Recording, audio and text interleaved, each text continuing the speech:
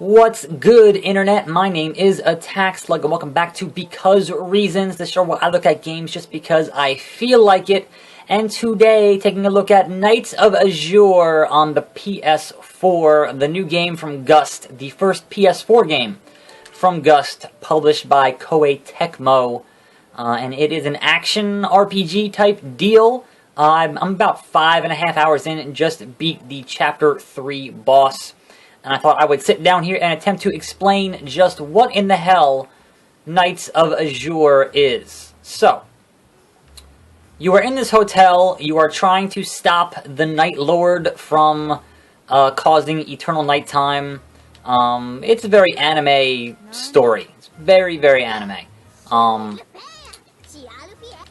And right now I'm having a fight with one of the other characters in the game. Before I even get into all of the various, and I do mean various, subsystems, let us go to how the basic... Oh, wait, okay. I guess not. I guess I have to go through all these events and talk to all these characters. This giant spider. Fighting is bad. No, yeah, I heard that from the little fairy girl. Alright, let's get these events out of the way before we can actually get back into the gameplay. So, this girl here, she's mad at me. And this cupcake represents those feelings. Let's talk to everybody in here. So I might get more missions from him, maybe not. Let's talk to the butler, who is in charge of this hotel. We have a new quest.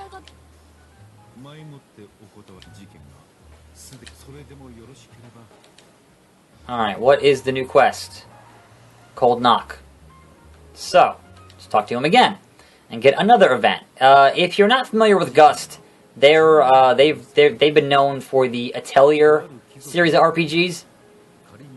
And let's get some story here. Alright, okay. 2 years ago, the police realized the force. He didn't say the magic word.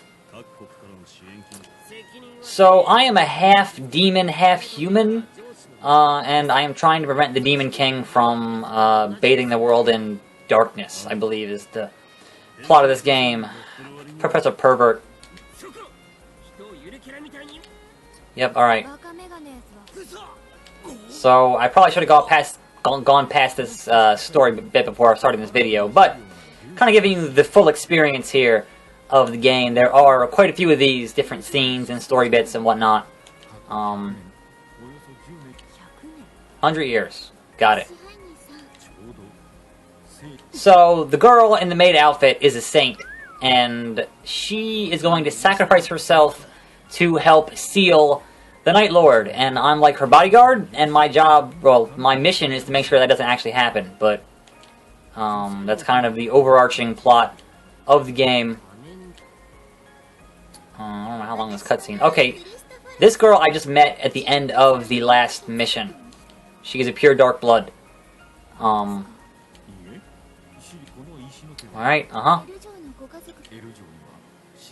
This is a long cutscene.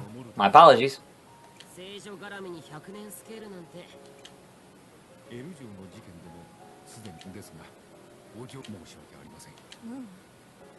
Yes, let me investigate. Let me finish this.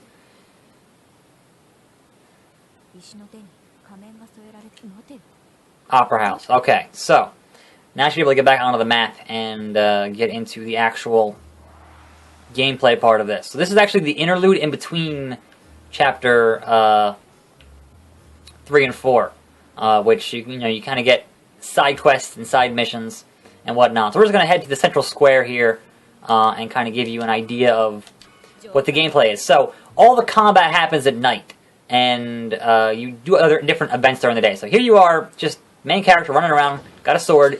It kind of plays a little bit like Dynasty Warriors, and you have, a number of attacks. There's no jump. There is a dodge here. It's a dodge roll. And you see there, Ace. Ace is one of my Servans. So I have several Servans here, which you need to have your SP to summon them, and they will help you fight. They're not really like Pokemon, but I guess that's the closest way I can make it seem familiar. And so I'll head here, and guys will appear, and I'll kind of just mash buttons, much like Dynasty Warriors, you know, or that kind of an action game, and I'll fight. But also, if I hit the R1 button, I can tell them to do so. Rampage, drink blood, follow, teamwork, that kind of stuff. They also have burst moves. If I hold the R1 and hit triangle, I'll get burst moves. And a lot of the time you can have them fight for you and kind of just, you know, be running around, getting in hits, and they'll fight for you, and that'll make things a little bit easier. So, that's the basics, the very, very, you know, broad strokes of the night combat. So we're actually going to hit return here, go back to the hotel, and kind of go through some other menu stuff real quick before heading on to the next thing. So, some of this stuff I'm still not 100% sure on what the deal is. You know, obviously you're getting experience for your party, and I didn't execute my daytime activity, but that's okay. So, menus. So you got your guys here, you got your deck loadout. You can choose who you want to have in your party, and obviously you can unlock multiple parties to have. There are only about, I guess, this many in the whole game, maybe? I don't know, perhaps more. I'm only about 5.5 hours in. But you can actualize when you find the items. We're going to actualize this wolf's fang. And they're called fetishes. Yes, I know. Believe me, I know. And that is a wolf. So this is one of the enemies in the game. Now I've got this thing, this Servan, and I've actualized the fetish. Then I have that as an option to use in my party. So there's that. Let's see here. We got different skills to get with your spirit, finesse, stamina, charm. You'd be able to get different skills, different weapons. I haven't really thought, like, the inventory is, you know, stuff for both you and for the Servan. So if I actually go in here and go into deck loadout and go into, I can use that to, you know, upgrade them, and I can also equip stuff on them that I collect in the world, but also I can use that on myself. And there's a lot of it. Like, the inventory management in here is not great. So, daytime activities is how you get more skill points in the 4 main skill areas. Obviously, you have a quest system for, you know, different side quests and sub quests and that kind of stuff. And then the scenarios are kind of the main side quests. You know, they're more involved than just go hunt 20 monsters of this kind or this kind. And there's a bunch of those to get through. And they seem to kind of overarch, you know, different bits of the story. You can go, you know, obviously there's a bunch of options to learn things. We're actually just going to get some of these more events to trigger here, and see if we can't get some more missions here.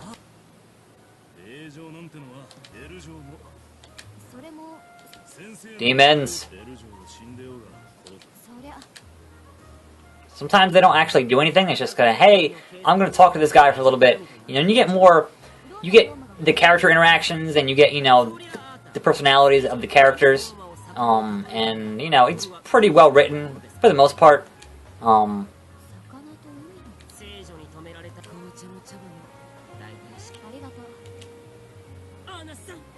Nope, no thanks.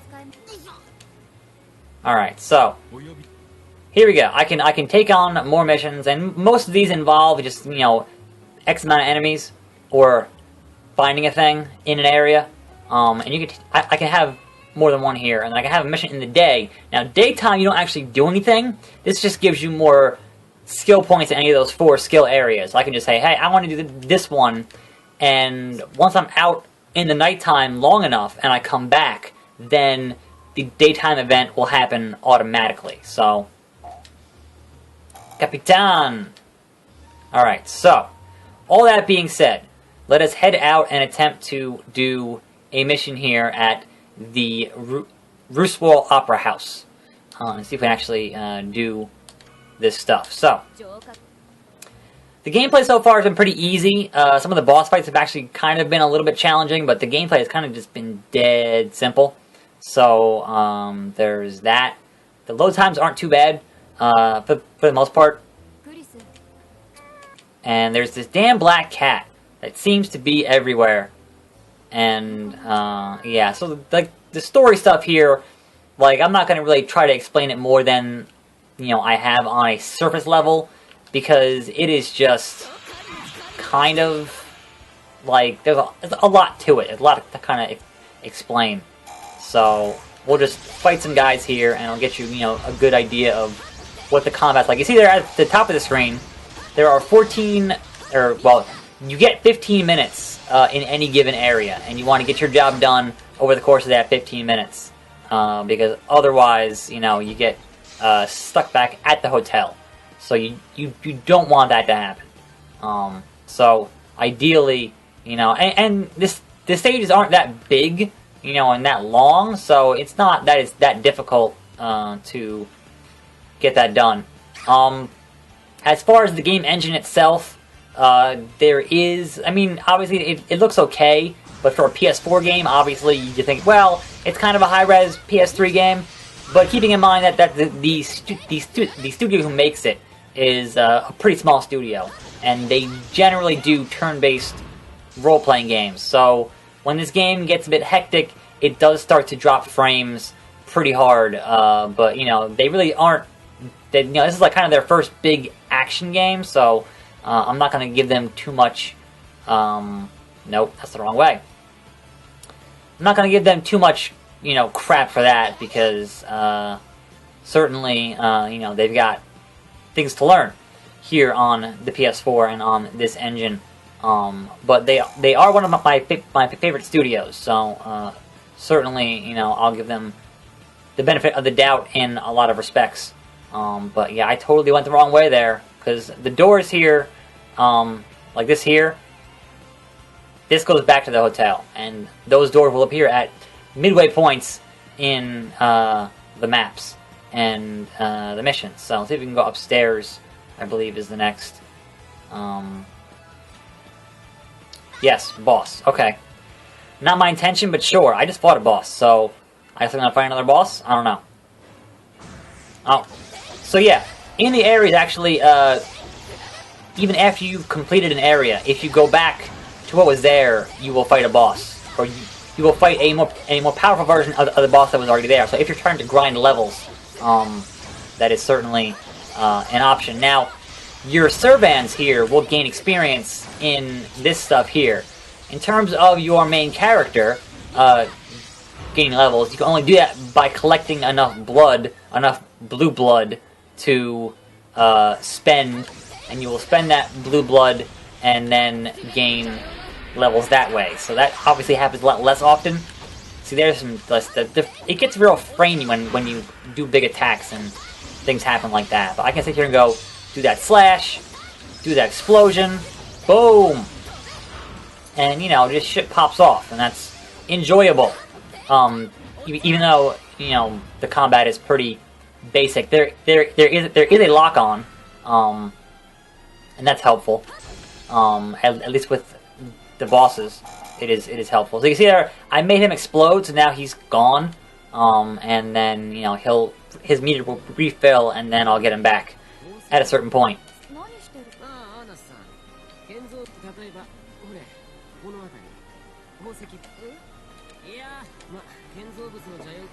Good day.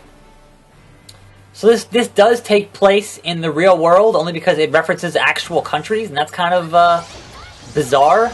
Because like most games that are, you know, obviously in a very high fantasy setting, don't say, "Hey, we're just in England," or "We're, you know, in America." It's just, I don't know. I found it to be odd. But you know, I'm not gonna knock it for that. It's just, you know, that was a design choice. Perhaps this is the far-flung future. I don't know. Takes care of those guys.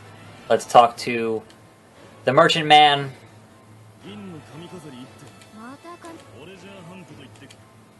Alright. That was that. Gonna keep heading this way and see if we can't finish this in the next 11 minutes, I guess. Head up to the balcony. I probably should have started on the balcony, considering, but we're not going to worry. Now see, what's nice here is that you don't have to fight these guys. It's not necessary. So I can just see, "Hey guys, follow me," and then just run. And the enemies kind of won't leash to you that much, so you can kind of just really just haul some ass and not worry about that. That's, you know, if you don't care about the experience and if you don't care about, you know, getting the item drops, then it's not that big of a deal. You can just kind of run and head to the next event, which I think is over here. So we'll see if we can't get this wood, these tables and chairs broken up a little bit faster. I think I'm poisoned? That's not cool. You guys help me out here. There you go. Do some shit. So there's the door I could have come from. I think he's poisoned. So let's switch party here and... Oops.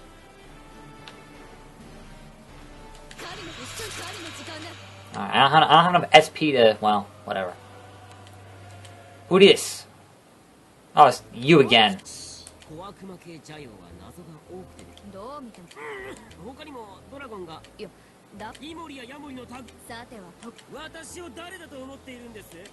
Yeah, he's a researcher, and he's not very good at his job, or at least, you know, that's my impression so far from the few hours that I've played here in this game.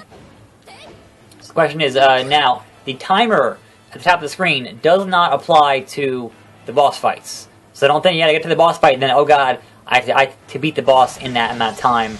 You totally get as much time as you want. And then sometimes it'll lock you in to beat enemies, so we're gonna sit here and go, hey, Rampage. Oops. You guys, do the damn thing. And we will... I mean, it's square and triangle to attack, and that's kind of it. You can hit circle to get a special, and I have an option to transform into my demon form, which obviously usually you would save for a boss. You wouldn't use that on these basic, easy-ass enemies, because it's not really necessary in what you're doing. But somebody's still alive over here, so let's see if we can't take care of that, and then hit the Mega Heal too, to Mega Heal. And there we go. Back to where we should be. And hopefully continuing to make it through this area and this mission. And you will have kind of gotten the gist of what this game is, more or less. I mean, I'm sure there's, obviously not having finished it, there are more parts to it, but the basic gameplay structure involves going out at night, fighting, coming back in the day, or coming back to the hotel, and then doing a bunch of talking to the different various characters. Now we're gonna fight these wolves and see where it goes from there. So actually, I'm just gonna go into my demon form here, just to show you. So it's L2 R2, and there's demon form, and that will give you a lot of extra damage, big old fire attacks, and there are a couple of different forms that you can unlock over the course of the game, and that lasts as long as the meter lasts there on the left-hand side of the screen. And did that. Collect some stuff.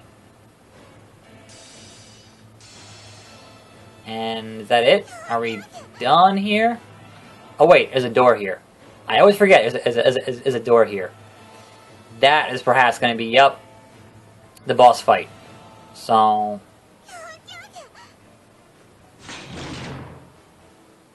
and here we go. So actually, I just fought this guy like an hour ago. And I don't necessarily want to fight him again because it was a long fight, because I'm perhaps under-leveled for this Blue Blood Count Rogier, this apothecary, if you will. I'm doing a little better than because before, the amount of damage I was doing was just abysmal. Just abysmal. And it was just a long, drawn-out, like, I won, but it was a long, drawn-out boss fight. And that's not cool. So let's do all our burst moves here.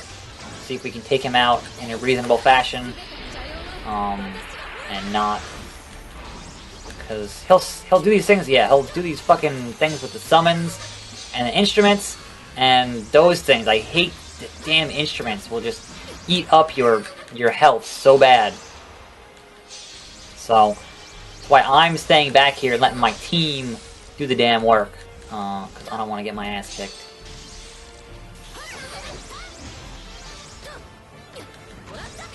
Oh, dodge that, dodge that. Whoops. I didn't dodge that.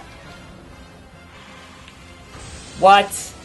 Alright. I didn't see... Oh, mega heal, mega heal, mega heal. So yes, the combat does get more difficult than just the basic hack and slash stuff in most of the areas. The bosses do get trickier.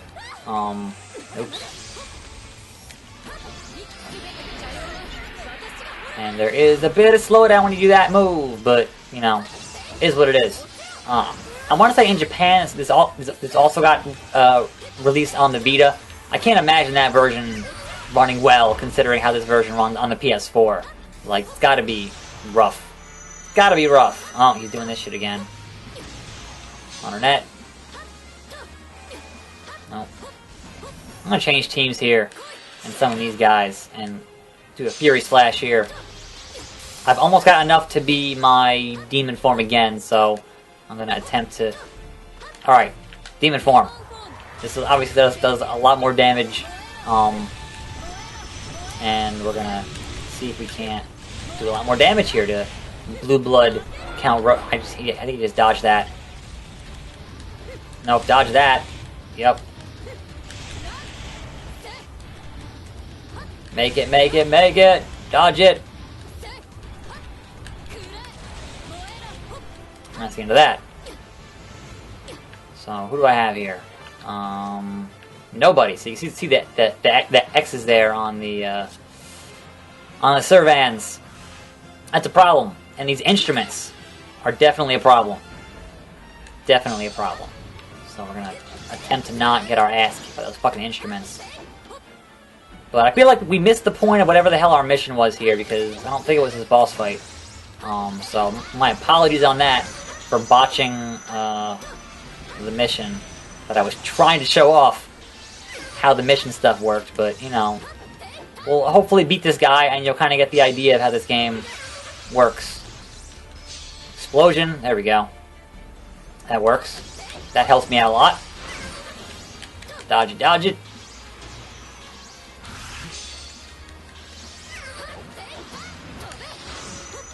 Yep, that's going to be a problem.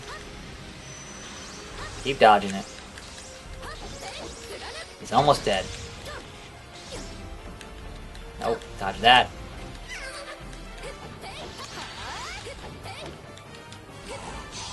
You guys deal with that.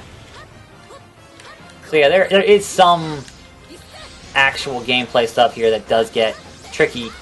Having to deal with, you know, how they dole out these bosses and the boss attacks and having to dodge. I mean, it's not super hard, but it's more involved than you might think it would be.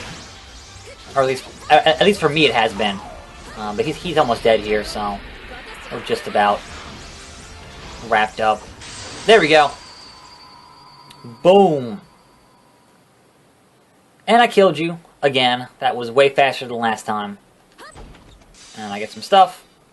And I can leave, because that's kind of, you know, hit here and go hit return and go back to the hotel. Now, obviously, I didn't quite get the mission done that I wanted to get done, but, you know, that's what happens sometimes. But you see here, we're going to get a report here, how much blood we earned. Oh, quest complete innocence. Okay, sure. Then your party gets experience. They get levels. They get new stuff. They get new stats, which is cool. And yeah, it's generally a relaxing and enjoyable experience, at least for me so far, in the 5.5 hours that I spent with it. So, you get your report here for the day. Get your you know, things here. The Forest Breath, heartwarming tea, good times, and then you get, you know, these things that you've collected over the course of, you know, the thing, and eventually I'm just gonna have to start going into the inventory and just selling shit, and then back into the lobby, and you can go talk to things, do events. Let's see, wrapping up. Elsewhere in here is I head down to the arena. In the arena, there are various challenges with just the combat. So you can sit here and just do just combat challenges. There are a bunch of them, and that's, you know what the combat looks like. So that's what that is. The suite is where your bed is.